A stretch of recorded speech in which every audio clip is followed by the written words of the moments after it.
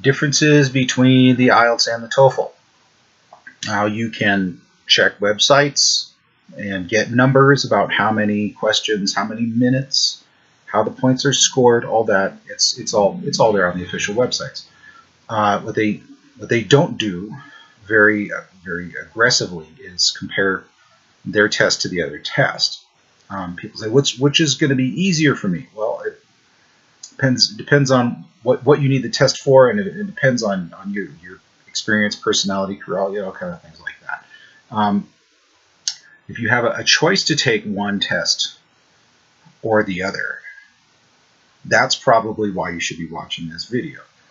There are things that make one test easier for someone or someone else. The TOEFL is a test basically for the United States. It's used for some other things, but it's designed to test your ability to use American English in place of your first language. IELTS is not really designed to test for that. The British Council would like the IELTS to take the place of the TOEFL where the TOEFL is used. I don't think that's going to happen for several reasons. But those reasons relate to how the tests are different partly. One thing is the IELTS is used as an immigration test, and the British Council can't just test you for certain other things besides a language gap. So it seems like, and I can't prove it, I'm not making a legal claim here, but it seems like the IELTS tests people a little bit more for things that are not strictly language gap questions. Like person A said something and then person B said something. How did person B probably feel when person A said that thing? How did they feel? That's kind of an empathy question, not really a language question. So who would do badly on that question even if their English is excellent? Well, someone who is narcissistic, sociopathic, psychopathic, etc., dissociative, autistic. I don't know. Is the IELTS being used to filter out people who are psychologically or neurologically atypical? I can't prove that. Again, I'm not making a legal claim. But the tests do seem to be different in this way. There's more empathy or social, cultural things on the IELTS. And you think, that's not really... Wouldn't that be the same in my own language? That's really a social question. Well, maybe. So why doesn't the TOEFL have that? It has a tiny bit of that, but it seems to be a much more incidental than structural. Another reason why it might not have that is if you're aware of the hair is a name, hair psychopathy checklist, or the thing is called different things, and I'm probably calling it by the unofficial name. But it's a 40-point test to determine whether someone qualifies as a psychopath. Now, psychopaths have the same rights as other people. If you're a psychopath and you're watching this, I'm not condoning depriving you of your rights to take the TOEFL or the IELTS. That said, Americans are given, and I'm American, Americans are given a 5-point discount or a 5-point handicap on this test of psychopathy. Because if they were not, how would we look? It would look bad for us. So regardless of the politics or the medical questions involved, the TOEFL probably can't risk giving people that kind of penalty for having an abnormal relationship with empathy. So the TOEFL is a more direct kind of technical test of your ability to use American English in the place of your first language.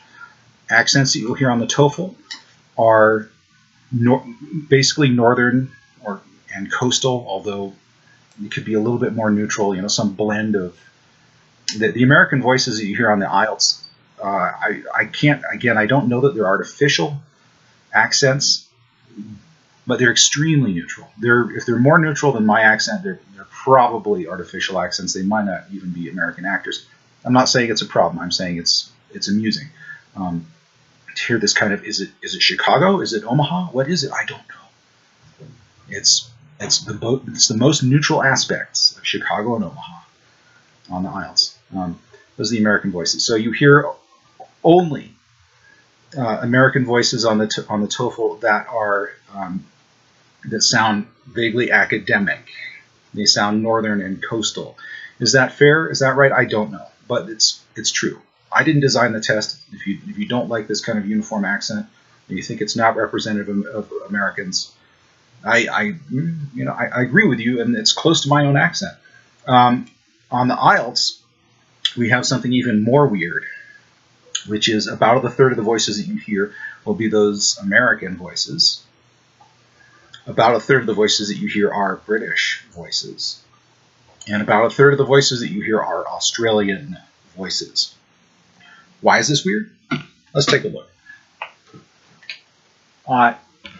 The nation that has the most native English speakers in the world is the United States. Okay. And because the British Council wants the IELTS to replace the TOEFL, they include that. So, okay, anytime you're ready to start replacing that test with this other test, not that I think it will happen, but it's kind of set up for that. So we have 2, 3, 4, 5, and 6. 6. The number 6 nation with the most native English speakers is the UK. And it accounts for about a third of the voices on the test. Okay. Down there, Australia. Depends on whose statistics you look at, but it's not number 6 or higher. It's lower than that. So what are these other nations? What are they? Number 2, 12.5% of India, a British Commonwealth nation, speaks English as a first language. Okay.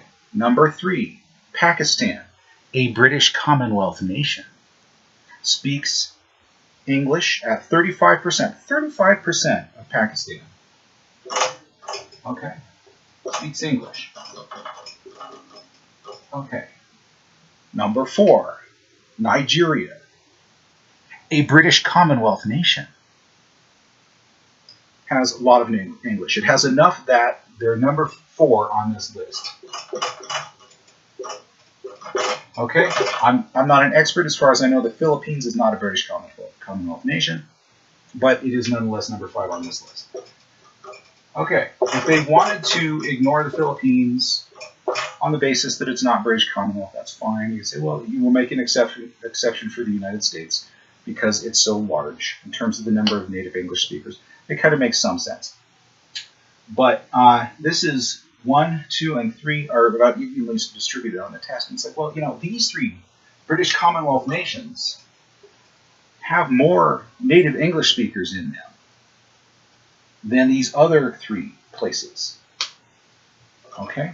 So the English that you would hear here is actually more typical of native English than my English. That's kind of normal. I'm kind of abnormal. Okay, I know this sounds weird. Take a minute to think about that for a second. So why? Why are you hearing this and this and this on the test instead of hearing this on the test?